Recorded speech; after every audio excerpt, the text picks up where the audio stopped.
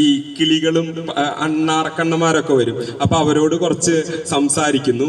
അത് കഴിഞ്ഞിട്ടാണ് ശരിക്ക് ഈ ആകാശത്ത് വെള്ള കീറാന്നൊക്കെ പറയില്ലേ, അതായത് വെളിച്ചം വരുന്നുണ്ടാവും. അപ്പൊ എനിക്ക് തോന്നുന്നു ഞാനൊരു 5 മണിയോട് കൂടെ അല്ലെങ്കിൽ 4:30ക്കൊക്കെ ഞാൻ എണീക്കുന്നുണ്ടായിരിക്കാം.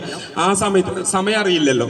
അപ്പോൾ എണീറ്റ് കഴിഞ്ഞ് ഈ കാര്യങ്ങളൊക്കെ ചെയ്ത് ചിലപ്പോൾ വളരെ കംഫർട്ടബിൾ ആയിട്ട് അങ്ങോട്ടും ഇങ്ങോട്ടും ഒക്കെ നടന്ന് ആ ഒരു മോർണിംഗ് ഫ്രഷ് എയർ ഒക്കെ എടുത്ത് അങ്ങനെ ഒരു വളരെ പീസ്ഫുൾ ആയിട്ടുള്ള ഒരു ലൈഫായിരുന്നു ലീഡ് ചെയ്യുന്നുണ്ടായിരുന്നു. അത് കഴിഞ്ഞിട്ടാണ് മോർണിംഗ് സോങ് വരിക.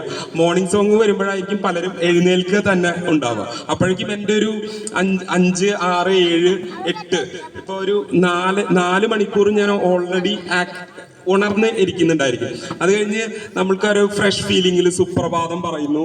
അതൊക്കെ എന്ന് പറഞ്ഞാൽ അങ്ങനെ ഞാൻ വളരെ കംഫർട്ടബിൾ ആയിട്ട്, നമ്മൾ പറയില്ലേ, ഒരു സ്ഥലത്ത് ചെന്നു അവിടെ അഡാപ്റ്റ് ചെയ്തു, വളരെ കംഫർട്ടബിൾ ആയിട്ട് നല്ല രീതിയിൽ മുന്നോട്ട് പോവായിരുന്നു. ഞാൻ ഹാപ്പി ആയിരുന്നു അവിടെ നമുക്ക് സമയമൊന്നും അറിയാൻ പറ്റില്ല. അപ്പൊ ഒരു ഫ്രസ്ട്രേഷൻ അല്ലെ, അങ്ങനെ ഒന്നും തോന്നില്ല അല്ലെ? ഇല്ല, ഒരിക്കലും എനിക്ക് തോന്നിയിട്ടില്ല. ഞാൻ അവിടെ ഈ ഒരു ഷോ 100 ദിവസമല്ല, ഒരു 500 ദിവസമാണെങ്കിലും ഞാൻ അവിടെ നിന്നേനെ. എനിക്ക് ഭയങ്കരമായിട്ട് ഇഷ്ടപ്പെട്ട ഒരു സ്ഥലമായിരുന്നു ബിഗ് ബോസ് എന്ന് പറയുന്നത്. കാരണം ഞാൻ പറഞ്ഞ പോലെ എൻ്റെ ഒരു ഫാമിലി എന്ന് പറയുന്നത് ഒരു മിഡിൽ ക്ലാസ് ഫാമിലിയാണ്. ഇപ്പം എൻ്റെ വീട്ടിൽ ഞാൻ പോകുമ്പോൾ എൻ്റെ